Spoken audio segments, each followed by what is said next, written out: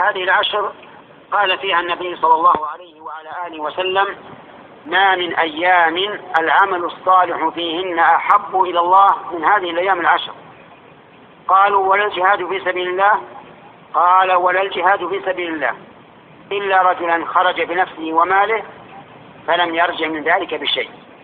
وبناء على هذا الحديث الشريف ينبغي لنا أن نجتهد في الأعمال الصالحة في هذه الأيام العشر من الصيام والذكر وقراءة القرآن وكثرة الصلاة والصدقة والإحسان إلى الخلق وغير ذلك مما يقرب إلى الله تبارك وتعالى. بسم الله الرحمن الرحيم.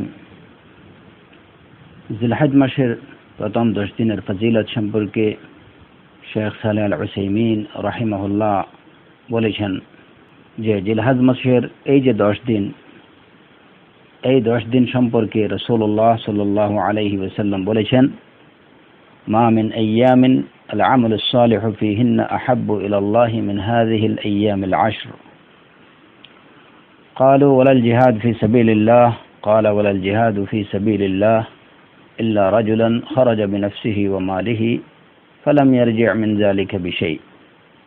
হাদিসটির অর্থ হলো রাসূলুল্লাহ সাল্লাল্লাহু আলাইহি ওয়াসাল্লাম বলেছেন যে জিলহজের 10 দিনের মানে প্রথম 10 দিনের নেক আমল আল্লাহ সুবহানাহু ওয়া তাআলার কাছে অন্যান্য সকল দিনের নেক আমলের চেয়ে অধিক পছন্দনীয়। তারা বললেন, মানে সাহাবায়ে কেরাম রিদওয়ানুল্লাহি আলাইহিম আজমাইন জিজ্ঞেস করলেন, আল্লাহর পথে জিহাদও কি এই দিনগুলোর নেক আমলের চেয়ে আল্লাহর কাছে বেশি পছন্দনীয় নয়? তখন রাসূলুল্লাহ সাল্লাল্লাহু আলাইহি ওয়াসাল্লাম বললেন, না, আল্লাহর পথে জিহাদও এই দিনগুলোর নেক আমল থেকে আল্লাহর কাছে অধিক পছন্দনীয় নয়। তবে কেবল ওই ব্যক্তির বিষয়টি ভিন্ন, যে ব্যক্তি তার জান ও মাল নিয়ে আল্লাহর পথে বের হয় এবং এসবের কোনো কিছু নিয়ে আর ফিরে আসে না। তাই এই হাদিসের ভিত্তিতে আমাদের উচিত জিলহজের এই 10 দিনে সিয়াম, জিকির, তিলাওয়াতুল কোরআন, বেশি বেশি সালাত আদায়, সাদাকা, দান খয়রাত, মানুষের প্রতি ইহসান তথা দয়া বদান্যতা, এসব নেক আমল সমূহ যেগুলো ব্যক্তিকে আল্লাহ তাবারক ওয়া তাআলার নিকটবর্তী করে দেয় সেগুলো সম্পাদনে সচেষ্ট থাকা।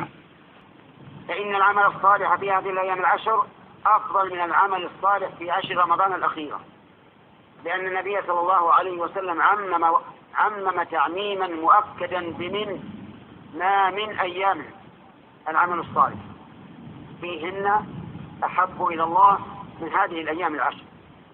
وينبغي لطلاب العلم أن يبثوا الوعي بين الناس في فضائل هذه الأيام العشر، لأن الناس عنها غافلون وبفضلها جاهلون، فيحتاجون إلى التذكير وإلى المعرفة والعلم.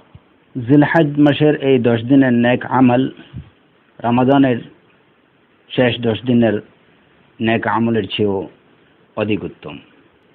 কেননা রাসূলুল্লাহ সাল্লাল্লাহু আলাইহি ওয়াসাল্লাম তিরমিজিতে বর্ণিত এই পূর্বোক্ত হাদিসে সাধারণভাবে সকল দিনের আমলের চেয়ে এই 10 দিনের নেক আমলকে আল্লাহর নিকট অধিক পছন্দনীয় বলে নিশ্চিত করেছেন। এ কারণে তালিবুল ইলমদের উচিত এই দিনগুলোর ফজিলত সম্পর্কে জনগণকে সচেতন করে তোলা, কারণ এই দিনগুলোর ব্যাপারে সাধারণ মানুষ উদাসীন রয়েছে এবং এর ফজিলত সম্পর্কে তারা অজ্ঞ রয়েছে। فيحتاجون إلى التذكير وإلى المعرفة والعلم. وآكد أيامها في الصيام يوم عرفة، فإن النبي صلى الله عليه وعلى آله وسلم سئل عن صوم يوم عرفة فقال: أحتسب على الله أن يكفر السنة التي قبله والسنة التي بعده. وأما ما يفعله بعض الناس من تخصيص 7 و8 و9 بالصوم ظنا منهم أن لذلك مزية فهذا غلط. نعم، من كان من عادته أن يصوم 3 أيام من كل شهر وصام السابع والثامن والتاسع عن الأيام التي كان يعتادها فلا بأس. أما أن يقول إنه من السنة صوم السابع والثامن والتاسع فهذا لا أصل له. فبالنسبة للعشر إما يوم عرفة فقط وإما العشر كلها. أما من كان من عادته أن يصوم 3 أيام من الشهر وجعل السابع والثامن والتاسع هي الأيام فلا حرج عليه.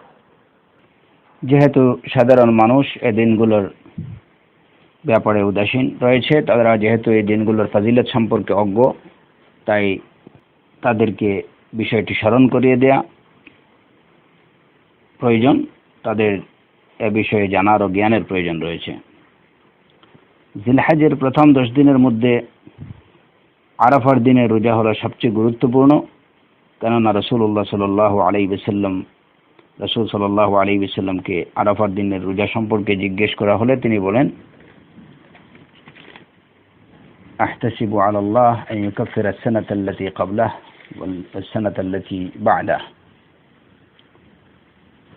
যে আমি এই দিনের সিয়ামের সওয়াব স্বরূপ আল্লাহর প্রতি আশা পোষণ করি যে এটি তার পূর্ববর্তী 1 বছর ও পরবর্তী 1 বছরের গুনাহ মুছে দেবে। তবে কেউ কেউ যারা বিশেষ ফজিলত রয়েছে বলে মনে করে জিলহজের 7, 8 ও 9 তারিখকে রোজা পালনের জন্য নির্দিষ্ট করে থাকেন, এটি তাদের একটি ভুল। হ্যাঁ, যাদের প্রতি মাসে 3 দিন রোজা রাখার অভ্যাস রয়েছে তারা যদি সেই 3 দিনের পরিবর্তে 7, 8 ও 9 জিলহজ রোজা পালন করেন তাহলে তাতে কোনো অসুবিধা নেই। তবে 7, 8 ও 9 জিলহজের রোজা পালনকে সুন্নত বলে দাবি করা এটা ভিত্তিহীন। মোট কথা, এই 10 দিনের রোজা পালনের বিষয়ে কথা হলো যে হয়তো শুধু আরাফার দিনের রোজা পালন করবেন, নতুবা পুরো 10 দিনের রোজা পালন করবেন। তবে যারা প্রতি মাসে 3 দিন রোজা পালনের যাদের অভ্যাস রয়েছে তারা যদি 7, 8 ও 9 জিলহজ রোজা পালন করে নেন তাহলে তাতে কোনো অসুবিধা হবে না।